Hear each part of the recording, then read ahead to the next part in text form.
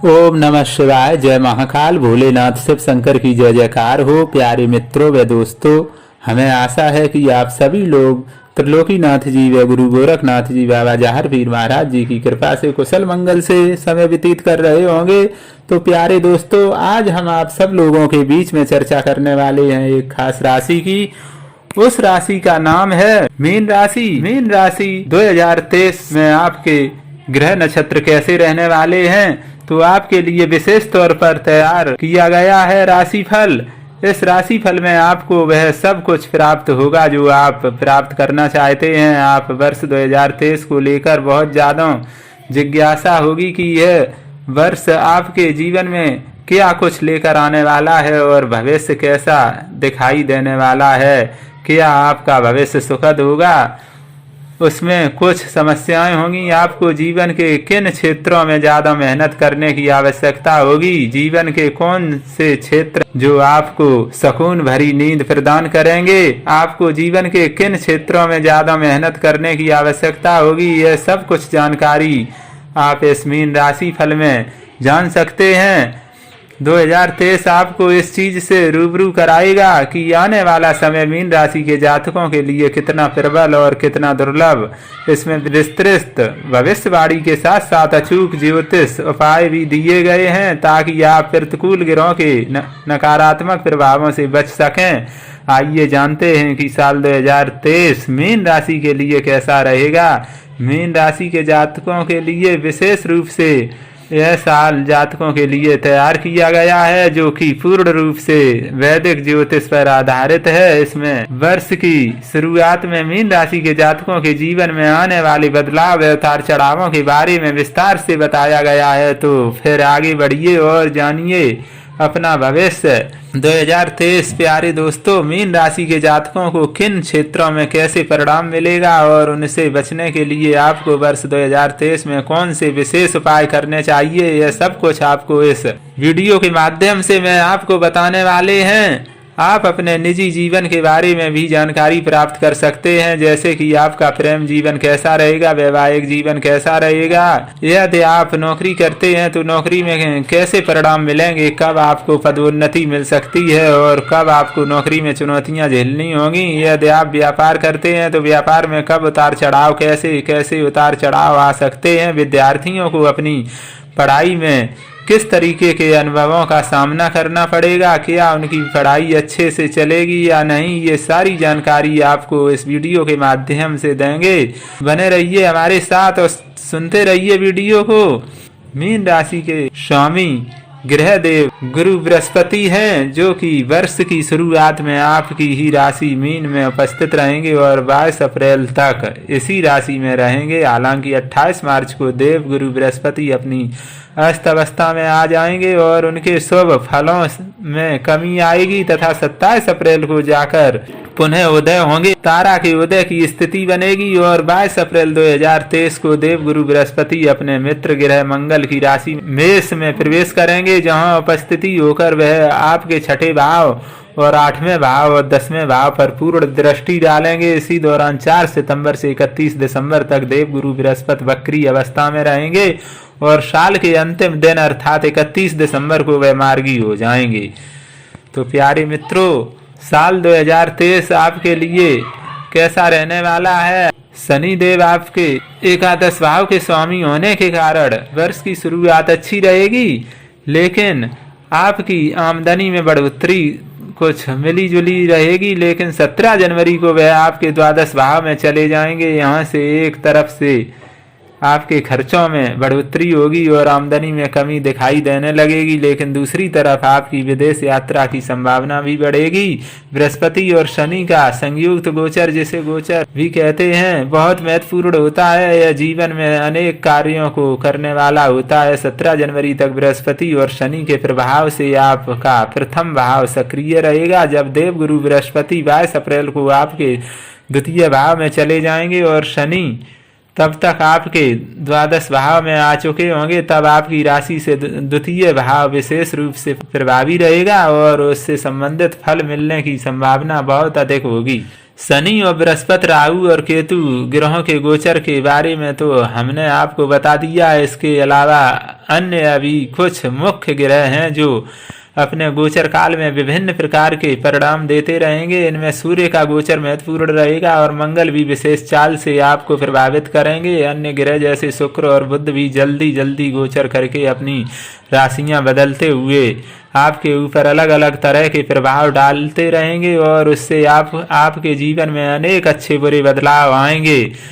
तो प्यारे मित्रों, मीन राशि के बारे में आपको पूर्ण जानकारी, सटीक जानकारी हमारे चैनल राशि फल धाम 151 के द्वारा आप तक पहुंच सकती है। तो जनवरी का महीना आपके लिए अच्छे परिणाम लेकर आएगा। बकरी मंगल तीसरे भाव में आपको साहस और पराक्रम देंगे, तो शनि महाराज एकादश भाव में बैठकर आपको अच्छी आमदनी प्रदान करेंगे। शुक्र का भाव भी एकादश भाव पर होने से आपकी आमदनी अच्छी होने के योग बनेंगे, लेकिन जनवरी का उत्तरार्ध खर्चों से भरा हो सकता है और स्वास्थ्य पर ध्यान देना होगा। फरवरी के महीने में विदेशी माध्यमों से धन प्राप्ति के योग बनेंगे। व्यापार में वृद्धि की संभावना प्रबल होगी। दाम्पत्य जीवन में तनाव कम होगा। जीवन साथी से निकटता का आभास होगा। विदेश यात्रा की संभावना रहेगी। मार्च का महीना पारिवारिक जीवन में तनाव लेकर आ सकता है। 13 मार्च को मंगल आपके चतुर्थ भाव में बैठे रहेंगे और माता जी के स्वास्थ्य को पीड़ित कर सकते हैं। इसी की चतुर्थ दृष्टि सप्तम भाव पर होने से दाम्पत्य जीवन में भी तनाव बढ़ेगा। दसम भाव पर होने से आप अपने कार्य क्षेत्र में अच्छा प्रदर्शन कर पाने में कामयाब होंगे, लेकिन गुस्से से बचना होगा। क्रोध पर थोड़ा काबू रखें। एकादश भाव पर दृष्टि होने से आपकी आमदनी के योग बनेंगे और कोई प्रॉपर्टी भी आप खरीद सकते हैं। मीन राशि के अनुसार मीन राशि के जातकों के जीवन में अप्रैल का महीना आपके जीवन में उतार चढ़ाव लेकर आएगा। किसी दोस्त के साथ निकटता बढ़ेगी और उन्हें दिल दे सकते हैं। प्यार परवान चढ़ेगा और दोस्तों के साथ समय बिताने के अनेक मौके मिलेंगे। कम दूरी की यात्रा हो सकती है। यह यात्रा लाभदायक होगी। रिश्तों में प्रेम बढ़ेगा, लेकिन 22 अप्रैल को बृहस्पति के राहु और सूर्य के साथ द्वितीय भाव में आने से कुटुंब में तनाव बढ़ेगा। किसी की सेहत बिगड़ सकती है। परिवार में और झगड़ा हो सकता है, इससे थोड़ा सावधान रहें। मई के महीने में आप अपनी संतान को लेकर थोड़े चिंतित रहेंगे, क्योंकि उनकी पढ़ाई में व्यवधान आएंगे और उनका स्वास्थ्य भी गड़बड़ा सकता है। इस दौरान प्रेम संबंधों में भी तनाव की स्थिति बन सकती है। एक दूसरे को समझ पाना बहुत मुश्किल होगा और एक दूसरे पर जो है समझदारी से कार्य करें और एक दूसरे पर विश्वास बनाए रखें। आपके प्रियतम के ज़्यादा गुस्से वाला व्यवहार दिखने के कारण आप थोड़े दुखी रहेंगे। हालांकि आमदनी के मामले में यह समय अच्छा रहेगा। जून के महीने में खर्चों में बढ़ोतरी रहेगी। माल की आमदनी भी अच्छी होगी। विद्यार्थियों को पढ़ाई में कुछ समस्याओं का सामना करना पड़ेगा। पारिवारिक जीवन में चल रहे तनाव में थोड़ी सी कमी आएगी, लेकिन कुटुंब में कोई विवाद जन्म ले सकता है। इस दौरान अच्छा भोजन करने पर ध्यान दें, नहीं तो मुंह में दांत और पेट से संबंधित कोई बीमारी आपको अपनी चपेट में ले सकती है। 2023 के अनुसार जुलाई के महीने में आपके शत्रुओं को आप चारों खाने चित्त कर देंगे। यदि कोई केस आपके विरुद्ध किसी न्यायालय में लंबित है तो उसका फैसला आपके पक्ष में आ सकता है और आपकी विजय प्राप्त होगी। अगस्त का महीना उतार चढ़ाव से भरा रहेगा। महीने की शुरुआत में व्यापार में वृद्धि होगी, लेकिन महीने के उत्तरार्ध में कुछ समस्याएं हो सकती हैं। व्यापार के सिलसिले में काफ़ी यात्राएं करनी पड़ेंगी और सितंबर का महीना व्यापार में कुछ नए गठजोड़ करा सकता है। इस दौरान दाम्पत्य जीवन में चल रहे तनाव में उतार चढ़ाव रहेगा। आपको अपने स्वास्थ्य को लेकर थोड़ी सावधानी बरतनी होगी और वाहन चलाते समय थोड़ा सतर्क रहें। सावधानी रखनी होगी। आमदनी में उतार चढ़ाव होने से आप कोई बड़ा निर्णय नहीं ले पाएंगे। प्रेम संबंधों में यह महीना आपको अपने अंदर झांकने का मौका देगा और अपनी गलतियों को स्वीकार करके आप अपने रिश्ते को संभाल सकते हो।